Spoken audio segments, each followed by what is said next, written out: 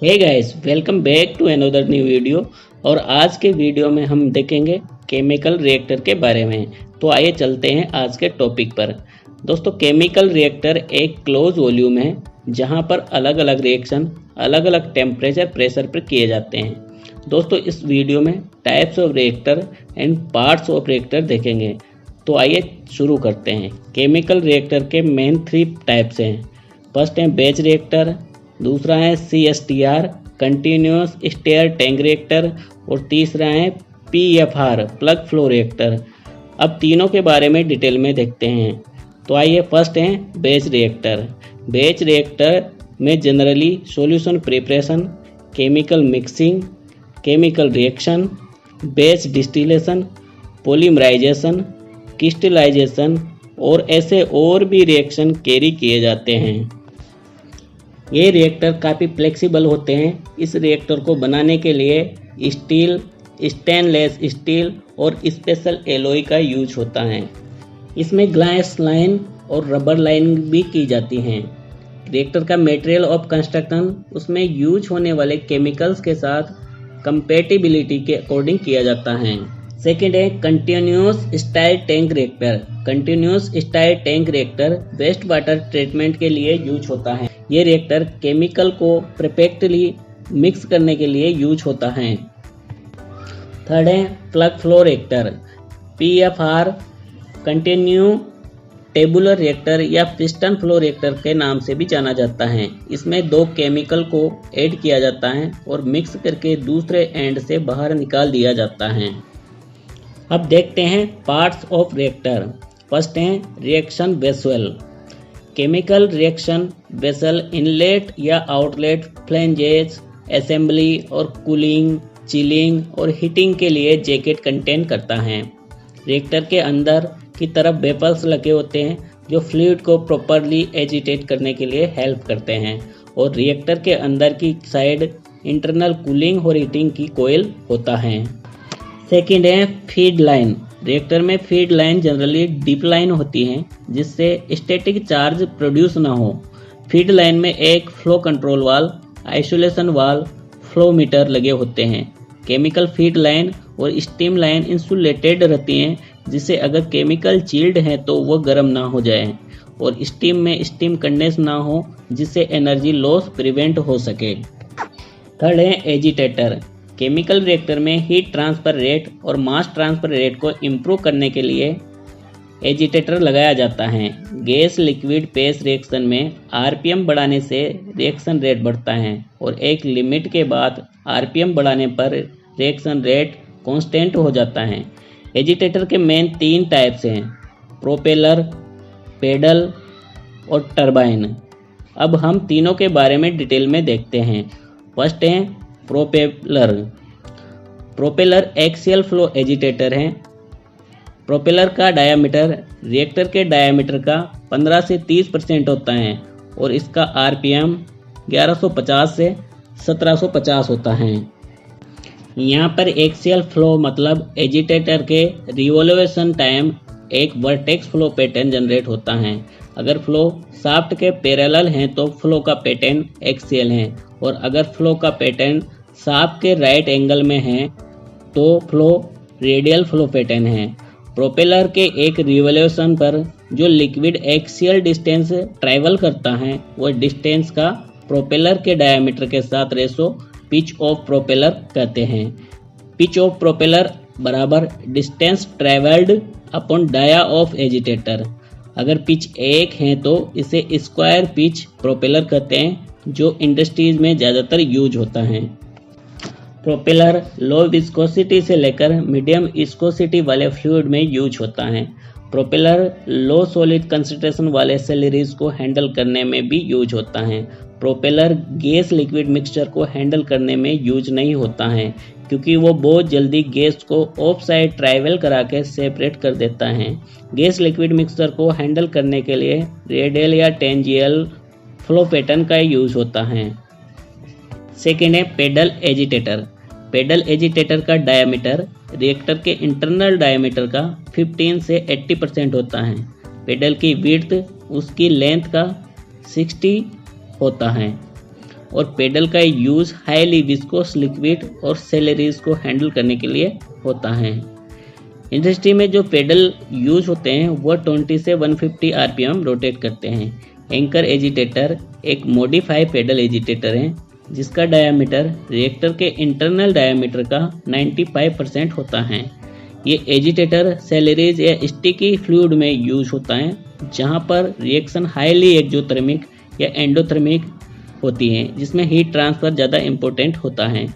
Anchor agitator reactor के internal surface पर deposition नहीं होने देता है। थर्ड है टर्बाइन एजिटेटर। टर्बाइन एजिटेटर में ब्लेड कर्व, शार्प और माउंटेड होती हैं। टर्बाइन का डायामीटर रिएक्टर के इंटरनल डायामीटर का 30 से 50% होता है।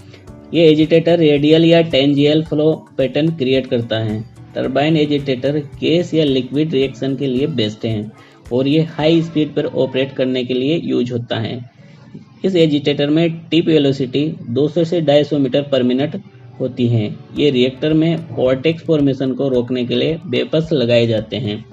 रिएक्टर में मोस्टली फ्लैट ब्लेड के पहले 45 डिग्री पिच ब्लेड प्रिपेयर्ड किए जाते हैं क्योंकि ये पिच ब्लेड एक्सियल और रेडियल दोनों फ्लो पैटर्न क्रिएट करता है और पावर रिक्वायरमेंट फ्लैट ब्लेड के कंपैरिजन में कम होता है। रिएक्टर के पार्ट में फोर्थ हैं वेपल्स। वेपल्स रिएक्टर के अंदर साइड वॉर्टेक्स फॉर्मेशन को रोकने के लिए लगाए जाते हैं। अगर एजिटेशन में रेनॉल्ड नंबर 300 से कम है तो वॉर्टेक्स फॉर्मेशन नहीं होता है और वेपल्स लगाने की जरूरत नहीं है। रिएक्टर में रेनॉल्ड्स नंबर कैलकुलेशन RE बराबर NDA² रो अपन म्यू है, जहाँ पर N एजिटेटर RPM है, D एजिटेटर डायामीटर है, rho density of fluid, mu viscosity of fluid है। फिफ्थ है jacket and internal coil. Chemical reactor में एक्सोथर्मिक या एंडोथर्मिक का टेम्परेचर मेंटेन करने के लिए उसमें हीटिंग, कूलिंग या चिलिंग की ज़रूरत पड़ती है। इसके लिए रिएक्टर में जैकेट या इंटरनल कोयल प्रोवाइड की जाती हैं। जैकेट या कोयल के सिलेक्शन के लिए कोई भी स्पेसिफाइड क्राइटेरिया नहीं है, लेकिन हीटिंग सोर्स अगर स्टीम है तो जैकेट का सिलेक्शन प्रेफर में रहता है। जब हीटिंग या कूलिंग हीटेड वाटर या कूलिंग वाटर या लिक्विड से होता है तो जैकेट या कोयल दोनों का यूज कर सकते हैं। रिएक्टर जैकेट में जब स्टीम से हीटिंग किया जाता है तो उसका कंडेंसेट रिमूव करने के लिए उसके बॉटम में स्टीम ट्रैप वाल दिया जाता है और ये ट्रैप वाल का बाईपास भी दिया जाता है। जहां पर फोर्स कन्वेक्शन के थ्रू हायर हीट ट्रांसफर को अचीव करना होता है वहां पर कोयल यूज होती हैं। हमारे पास हीट ट्रांसफर को करने के लिए 3 ऑप्शन हैं। Q बराबर UA डेल्टा T, यहाँ पर U बराबर overall heat transfer coefficient, A बराबर हीट ट्रांसफर एरिया कोफिशिएंट है।